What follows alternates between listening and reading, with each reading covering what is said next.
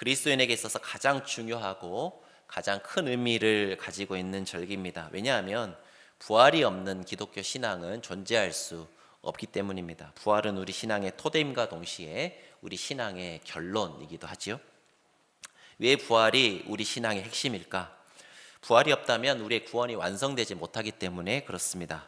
우리가 구원받는다는 것은 우리 인생이 가지고 있는 모든 문제로부터 우리가 해방되고 자유케 되어 영원한 행복을 누린다는 것입니다.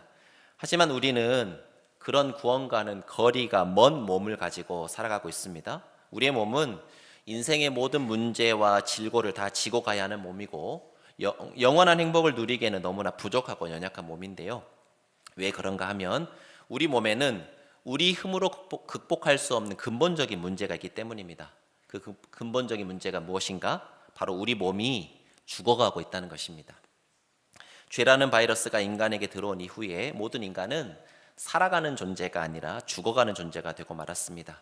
여러분, 죄라고 하는 것은 하나님과의 관계가 끊어졌다라고 하는 뜻인데요. 이는 마치 꽃이 꺾여서 그 뿌리로부터 끊어진 것과 같습니다. 뿌리로부터 끊어진 꽃은 약간의 수분과 양분이 남아있는, 지금 당장은 살아있는 것처럼 보일지 몰라도, 앞에 꽃꽂이 한 꽃처럼 말이죠. 그 수분과 양분이 다 떨어지고 나면 말라 비틀어져 죽고 말지요. 마치 그런 것처럼 영원한 자원의 공급자이신 하나님으로부터 멀어진 인간은 서서히 죽어가는 그런 존재가 되고 말았습니다. 사람이 살아가는 존재가 아니라 죽어가는 존재라는 증거가 있는데요. 여기 전 세대가 함께 예배를 드리고 있는데 20살 아래 손 한번 들어볼까요? 20살 아래, 20살 아래 손, 네, 이상인데 들으신 분도 보이시네. 네, 마음 많은 20살이시다 그런 뜻이겠죠? 여러분, 방금 손든 우리 20살 아래에 있는 분들은 그래도 살아간다고 할 수 있습니다. 왜냐하면 20살까지는요 사람의 몸이 성장을 합니다. 하지만 20살부터 무엇이 시작되냐면요, 노화가 시작됩니다. 여러분, 그러니까 20살 이후에 되신 분들은 다 노화가 시작되는데 20대 때는 왜 못 느껴지냐면요, 노화의 증상은 이제 30살 정도부터 노화의 증상이 나타나기 시작합니다. 여러분, 그러니까요 20살까지는 살아갈지는 몰라도요 20살 이후부터 모든 사람은 다 죽어가는 것입니다. 이렇듯 죽어가고 있는 우리의 몸은 너무나 문제가 많고 한계가 많은 몸입니다. 일단 이 몸은 기껏해야 100년 정도밖에 살지 못하는, 그것도 다 못 누리는 그런 몸이지요. 100년이라는 시간은 영원에 비하면 우주의 먼지 같은 그런 시간이지 않습니까?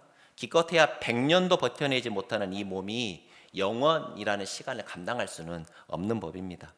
여러분, 이 몸 가지고 영원히 살 수도 없습니다만 영원히 살 수 있다고 해도 문제입니다. 지금 여러분 몸 어떻습니까? 아직 쓸만하십니까? 30대까지는 그렇다고 하실지 몰라도요 40대 이상 되시는 분들은 슬슬 이것저것 아프시고 쑤신 데도 있고 막 그러시지요. 나이가 들어갈수록 그 통증도 심해지고요. 그런데 그 몸의 통증, 그 몸의 아픔 다 가지고 영원히 산다고 하면요, 그게 복일까요, 저줄까요? 저는 복은 아닐 거라고 생각을 합니다. 우리의 몸은 영원이라는 시간도 감당할 수 없습니다만 하나님 나라를 감당할 수도 없는 그런 몸입니다. 이 몸 가지고는 결코 하나님 나라에 들어갈 수도 없고요, 들어간다 하더라도 하나님 나라의 그 영광의 무게를 감당할 수도 없습니다. 예를 하나 들어보겠습니다. 지금 잠깐 눈을 들어서 천장에 있는 등 한번 잠깐 쳐다보시겠습니까? 눈 내리겠습니다. 너무 오래 보시면 눈 아파요. 여러분, 눈 천장에 달리는 저 LED 등 오래 쳐다보실 수 있겠습니까? 저는 더 못 쳐다보는 게, 눈 들면 조명이 앞에 있어가지고 너무 눈부셔서 조금만 눈 들어도요 앞이 잘 안 보입니다. 여러분, 우리 어렸을 적에 달이 해를 가리는 개기일식 때 해 좀 보겠다고 뭐 막 눈에 대고 보셨어요? 셀로판지 같은 거 눈에 대고 막 보셨지요? 요즘 아이들 그거 셀로판지를 알려나 모르겠네. 여러분, 근데 대낮에 맨눈으로 해보면 어떻게 됩니까? 눈 금방 상하고 맙니다. 그러니까요, 우리 눈은 하나님이 만드신 피조물에 불과한 태양빛도 제대로 볼 수 없는 눈입니다. 태양빛은커녕 사람이 만든 저 형광등 하나도 제대로 쳐다볼 수 없는 그런 연약한 눈을 가지고 살아가고 있죠. 그런데요, 우리 하나님은 어떤 분이시냐면요, 그 빛의 근원이신, 빛 자체이신 분이십니다. 여러분, 저 형광등 빛이나 태양빛과는 비교할 수 없을 만큼 밝은 빛이신 분이 우리 하나님이셔요. 그러니 만약 우리가요 이 몸 가지고 하나님 나라 들어간다 하더라도요, 하나님 뵙는 순간 우리 눈 터져 나가 버릴 것입니다. 이 눈이 하나님의 영광의 빛을 감당할 수 없기 때문에 그렇습니다. 우리 몸은 영원의 시간도 감당할 수 없는 몸이고 하나님 나라의 영광도 감당할 수 없는 약한 몸이다 말씀드렸는데요. 우리 몸이 가지고 있는 아주 결정적인 약점이 하나 더 있습니다. 그것은 바로 우리 몸이 죄에 너무 쉽게 이끌린다는 것입니다. 몸에 좋은 음식보다 몸에 안 좋다는 음식이 그렇게 맛있죠. 몸에 좋은 음식은 잘 먹기가 어렵습니다. 몸에 좋은 습관 들이는 거 참 어려운데 안 좋은 버릇은 금방 몸에 붙습니다. 하나님 말씀에 순종하는 것은 참 어려운데 내 만족과 유익과 쾌락을 따르는 것은 힘들이지 않고도 너무 즐겁게 잘 되더라 말이지요. 그래서 하나님은 우리가 가지고 있는 이 몸의 문제를 해결하시기 위해 사람을 어떤 존재가 되게 하셨냐면 죽는 존재가 되게 하셨습니다. 그리고 자신의 독생자이신 예수님을 사람이 되게 하셨습니다. 여러분, 예수님이 사람이 되셨다는 것은 예수님이 어떤 존재로 이 땅에 오셨다는 것인가? 죽는 존재로 이 땅에 오셨다는 것입니다. 그리고 실제로 예수님은 십자가에서 죽으셨지요. 여러분, 그런데 예수님은 죄가 없으신 분이시기 때문에 십자가에서 예수님이 죽으심은 당신의 죄 때문에 죽으신 게 아닙니다. 자신의 죄로 인한 죽음이 아니라는 말은 예수님의 죽음이 다른 사람들의 죄로 인한 죽음이다, 그런 뜻입니다. 예수님의 십자가 죽으심이 다른 사람의 죄로 인한 죽음, 곧 누구의 죄로 인한 죽음입니까? 내 죄로 인한 죽음이라는 사실을 믿는 사람들에게는 예수님의 죽음이 덮어쓰게 되는 은혜가 임합니다. 본래 내가 죽어야 하는데 예수님의 죽음이 내 죽음을 대신하는 효과를 발생시켰다, 그런 말입니다. 그런데 그 덮어쓰기 효과가 십자가 죽음으로 끝나지 않았습니다. 왜냐하면 예수님께서 십자가에 죽으시고 장사된 지 3일 만에 뭐 하셨기 때문입니까? 부활하셨기 때문입니다. 예수님의 십자가 죽으심이 우리의 죽음을 덮어쓰게 하신 것이기 때문에 예수님의 부활 또한 누구의 부활로 연결이 되는 걸까요? 우리의 부활로 연결이 되는 것입니다. 예수님의 부활 사건은 죽음이 우리 인생의 끝이 아니라는 사실을 선명히 보여주신 사건입니다. 영원의 시간을 감당할 수 없는 몸, 하나님 나라의 영광을 감당할 수 없는 몸, 죄로부터 자유로울 수 없는 몸은 비록 죽음을 맞이하게 되지만 그 죽음 이후에 우리는 예수님과 같은 몸으로 부활할 날을 반드시 맞이하게 됩니다. 우리 주님 재림하시는 날 우리는 영원의 시간을 감당할 수 있는 몸, 하나님의 영광을 감당할 수 있는 몸, 죄로부터 자유로운 몸, 그래서 장차 이 땅에 임할 하나님 나라에서 영원히 행복을 맛보고 누릴 수 있는 아주 영광스러운 몸으로 부활하게 될 것입니다. 우리가 주님 안에서 반드시 부활할 것이라는 이 소식이 너무나 기쁜 소식이기 때문에 사도 바울은 오늘 본문에서 이 부활의 소식을 일컬어 자신이 전해받은 복음이다, 그렇게 소개하고 있는데요. 오늘 보면 3절에서 사도 바울은 내가 받은 것을 너희에게 전하였다. 그런데 내가 받고 전한 것이 무엇이냐? 바로 예수님께서 우리 죄를 위하여 죽으시고 장사 지낸 바 되셨다가 사흘 만에 다시 살아나신 부활의 소식이다, 그렇게 말씀하고 있죠. 사랑하는 성도 여러분, 이 부활의 복음은 모든 사람이 듣고 알아야 하는 복음 중에 복음입니다. 그래서 이 부활의 복음은 받아서 전해야 하는 복음입니다. 특히 나와 가까운 사람, 정말 사랑하는 사람에게는 더더욱 전해야 하는 복음이지요. 우리가 정말 맛있는 거 먹으면요, 자연스럽게 사랑하는 가족들이나 친구가 생각나서 그들에게 소개시켜주고 그들을 또 함께 먹게 하고 싶은 것처럼 부활의 이 복음은 너무 귀하고 소중하고 또 기쁜 소식이기 때문에 내가 사랑하는 사람들과 함께 나누고 함께 누려야 할 복음인 것입니다. 그런데 부활의 기쁜 소식이 우리를 통해 증거되려면 우리 삶이 부활의 복음에 합당한 삶이 되어야 하는데요. 첫째, 부활에 대한 소망이 있기에 늘 감사와 기쁨과 찬양이 넘치는 삶을 살아갈 때 우리를 통해 부활의 소식이 증거됩니다. 여러분, 예수님 부활하셨고 우리도 언젠가 부활할 거라는데 여전히 우리 마음 가운데 근심과 걱정이 가득하고 그래서 우리 얼굴이 늘 죽상이고 울상이면 어느 누가 부활이 진짜라고 믿겠습니까? 여러분, 이거 전하실 때 여러분 밝게 웃으면서 전해주시기 바랍니다. 엄청 막 찡그리고 막 얼굴에 근심 걱정 가득하고 예수님 부활하셨습니다 그러면 그 사람도 안 믿고 여러분도 안 믿는 것처럼 보여요. 여러분, 예수님 부활하셨기에, 그래서 우리도 언젠가 부활할 것이기에 그 부활에 대한 기대와 소망으로 인해 늘 감사하며 기뻐하며 찬양하며 살아가시는 한강의 성도님들 다 되시기를 주님의 이름으로 축복합니다. 둘째, 우리가 부활에 대한 기대와 소망을 가지고 하나님과 사람에 대하여 항상 양심의 거리낌이 없는 선한 삶을 살 때 우리가 전하는 부활의 소식이 진리라는 사실을 사람들이 믿게 됩니다. 사도행전 24장 15절 16절에 사도 바울의 이런 고백이 나오는데요. 제가 읽어드리겠습니다. 그들이 기다리는 바 하나님께 향한 소망을 나도 가졌으니 곧 의인과 악인의 부활이 있으리라 함이니이다.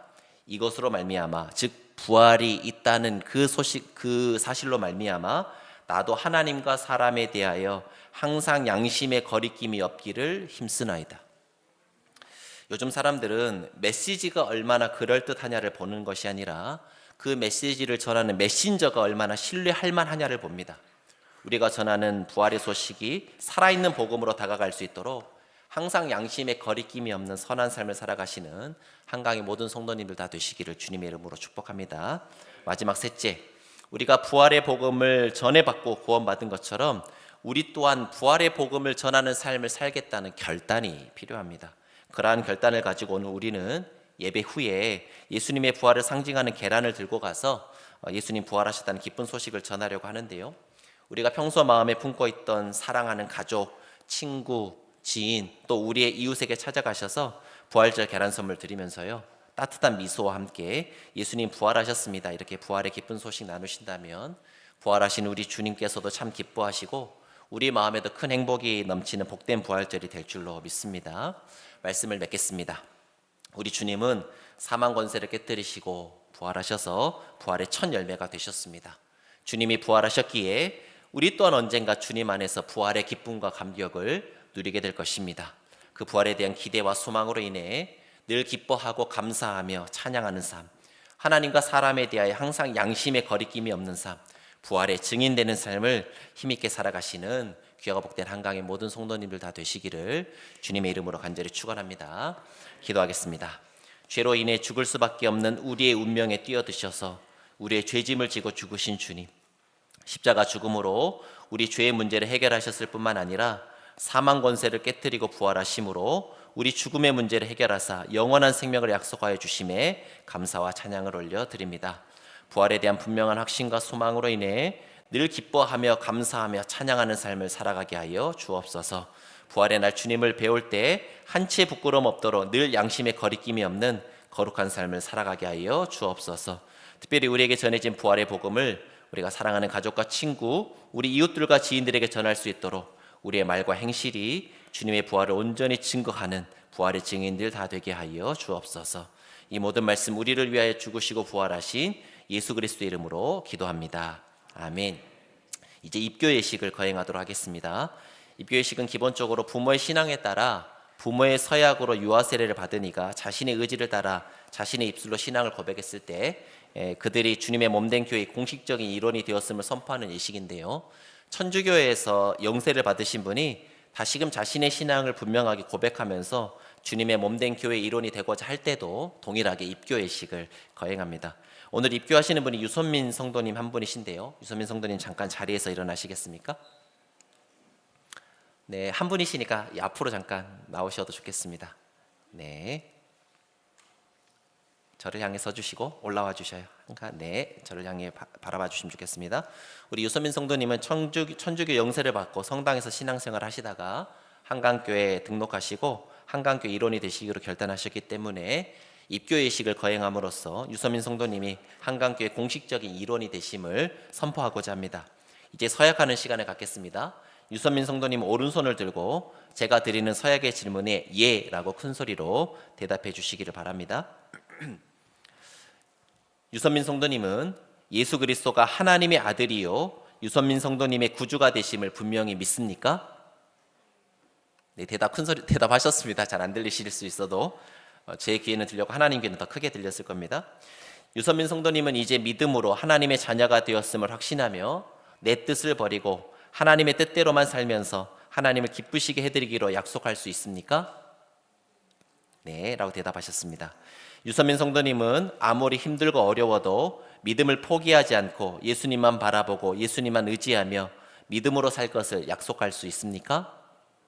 네, 라고 대답하셨습니다. 유선민 성도님은 세례교인의 의무인 주의를 거룩하게 지키는 것, 주님의 것을 구별하여 드리는 헌금 생활, 그리고 규칙적으로 성경을 읽고 매일 기도하며 살 것을 서약할 수 있습니까? 네, 라고 대답하셨습니다. 네, 손 내리셔도 되겠습니다. 제가 기도하겠습니다. 거룩하신 하나님, 유선민 성도님을 한강교회로 인도해 주시고 한강교회 신앙의 뿌리를 내리게 해주시니 감사와 찬양을 드립니다.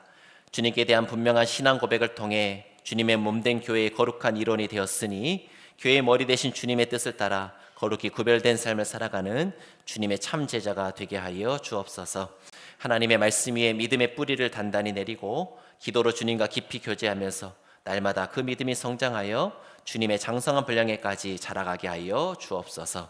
앞으로 유선민 성도님이 걸어갈 모든 삶의 걸음 가운데 성령 하나님 친히 함께하여 주셔서 매일 매순간 늘 주님의 선하심과 인자하심을 따라 주님과 동행하며 살아가는 귀하고 복된 인생의 여정 다 되게 하여 주옵소서. 감사와 찬양을 드리며 이 모든 말씀 교회의 머리 되시는 우리 구주 예수 그리스도의 이름으로 기도합니다. 아멘. 이제 선포하도록 하겠습니다. 유선민 성도가